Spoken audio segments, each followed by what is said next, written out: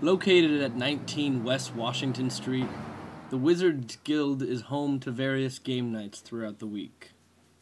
In fact, there appears to be an intense battle going on right now.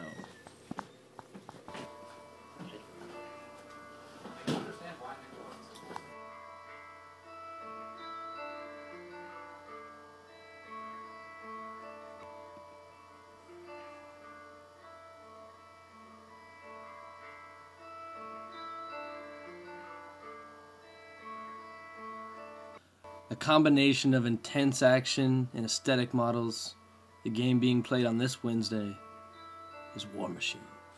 Well, probably the easiest explanation of what a Warmachine is, it's a tabletop war game, basically. So you have models that represent components to your army, and you take turns with another player positioning those units and models in whatever way you think is strategically best, which will allow you to win the game.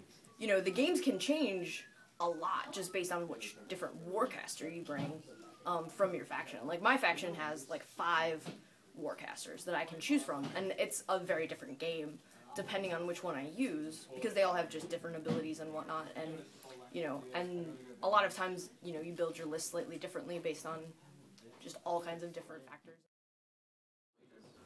Warmachine is an offensively minded game, and to be successful, players need to be aggressive.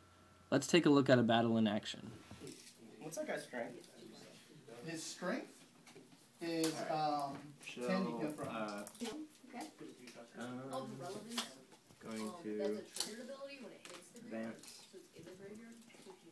To put forced evolution on the angel, +2 defense, +2 strength. She's going to spend 1 to cast the EMS tenacity, which gives him +1 defense, +1 armor. Yes, half damage. So, what's the power? So he's going to attempt to pull the cherry off that. Created by Privateer Press in the summer of 2003, Warmachine has slowly begun to grab the attention of gamers across the nation, with a lot of the game's exposure coming from national gaming conventions. I went to Gen Con, which takes place in Indianapolis, in 2008, and me and another guy here at the shop, Kevin and Patrick, all went together. We all had seen this game there, and we all decided to get into it and start playing. Battling is only half the appeal of the game. Some players prefer to put down the spellbook and instead pick up a paintbrush. The idea of painting and modifying your army is what gives the game so much individuality. Each faction has its own unique color scheme, but that doesn't mean that players have to paint them in that way.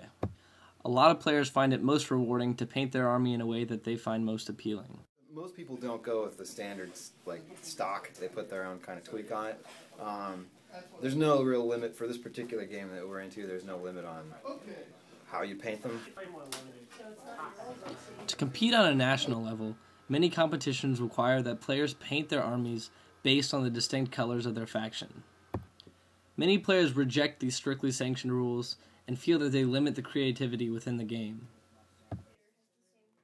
The thing that I like about this game, because there are other games where if you want to play in an officially sanctioned tournament, you have to have officially colored armies, and that's just dumb. I mean, like, they're just toys for grown-ups. So I'm going to paint them however I want. Yeah.